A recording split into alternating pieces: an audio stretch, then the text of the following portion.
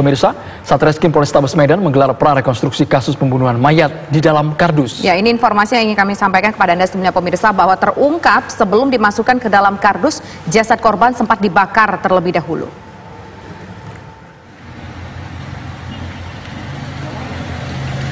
Satuan Reserse Kriminal Polrestabes Medan menggelar prarekonstruksi kasus pembunuhan mayat di dalam kardus di Komplek Cemara Asri, Desa Sampali, Kecamatan Percut Setuan, Kabupaten Deli Serdang, Sumatera Utara.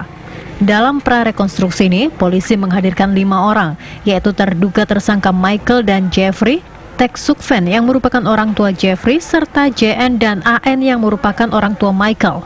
Kelima orang ini memperagakan beberapa adegan dari mulai kronologi datangnya korban, kemudian proses pembunuhan, sampai kemudian jasad dimasukkan ke kardus.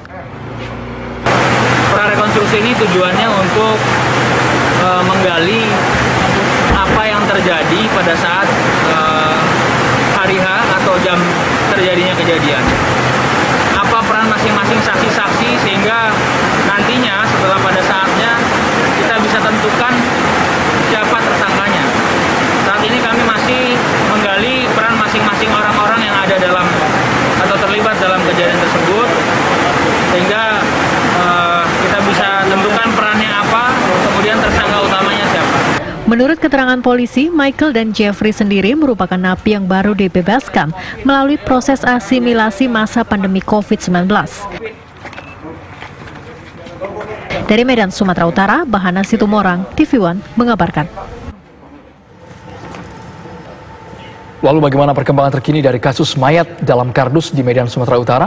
Sudah ada rekan kami, Wanasari. Wanasari, apakah benar, kami ingin konfirmasi ini, pelaku merupakan napi asimilasi? Ya, Andro dan pemirsa, benar sekali kami sudah mengkonfirmasi kepada pihak kepolisian bahwa kedua pelaku, yaitu Jeffrey dan Michael, ini merupakan sebelumnya adalah napi asimilasi yang baru saja bebas beberapa waktu yang lalu.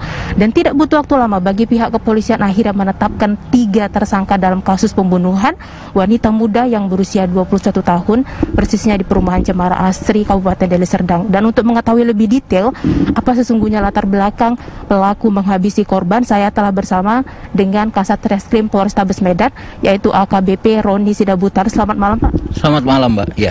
Pak, apa sesungguhnya motif para tersangka menghabisi korbannya, Pak? Sedikit saya jelaskan bahwa di antara mereka bertiga ini ada hubungan pertemanan antara M dengan korban, sebelumnya adalah pacaran.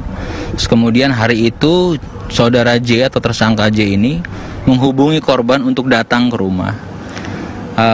Kemudian setelah datang ke rumah, saudara J ini akan menyetubuhi atau mengajak bersetubuh kepada korban. Namun ada perlawanan dari korban sehingga saudara J ini mungkin kemudian membenturkan atau mendorong korban sehingga kepala korbannya terbentur, kemudian panik dan kemudian mengambil pisau dari dapur. Setelahnya menusukkan ke tubuh korban di bagian dada dan di bagian perut. Kemudian ada upaya-upaya untuk menghilangkan jenazah dari korban ini. Jadi motivasi awalnya atau motif awalnya adalah sebetulnya untuk menyetubuhi, kemudian berubah sehingga terjadilah pembunuhan ini. Artinya secari kertas yang sempat jadi barang bukti di situ, kemudian salah satu tersangka yaitu Michael yang sempat berupaya bunuh diri, itu semua palsu. Betul. Jadi itu memang direncanakan seakan-akan Michael yang bertanggung jawab terhadap seluruh rangkaian kejadian ini tanpa melibatkan orang lain. Setelah kemarin kita prarekon dan bagian daripada penyidikan, kita temukan fakta lain bahwa ada 3 tersangka, yaitu pelaku utamanya Jeffrey atau J, kemudian dibantu oleh M, dan kemudian dibantu lagi oleh ibunya J atas nama inisialnya TS. Sebelumnya sempat ada upaya untuk menghilangkan jasad korban ya dengan membuang. Betul, ada upaya dari para pelaku ini, kemudian dari ada saksi yang kebetulan juga sudah hadir di sana pada saat kejadian, yaitu ibunya M. Mereka sempat memesan Grab, memesan kendaraan online untuk datang dan merencanakan membawa bungkusan atau kardus ini rencananya ke Lubuk Pakam. Namun karena terlalu berat, kemudian kardusnya sobek dan berlumuran darah, rencana tersebut dibatalkan. Mereka batalkan Grab tersebut, kemudian Grabnya kembali, dan rencana itu dibatalkan oleh mereka. Pak, ini kan Jeffrey sama Michael ini sempat satu sel. Ya. Nah, bagaimana kemudian bisa kenal dengan korban, Pak? Dan sudah berapa lama pertemanan ini terjalin? Baik, untuk M dan J benar adalah narapidana yang mengikuti program asimilasi terkait dengan kasus pencabulan, dua-duanya dan satu sel. Mereka atau M dulu kenal dengan si korban melalui media sosial, kemudian berhubungan, statusnya pacaran.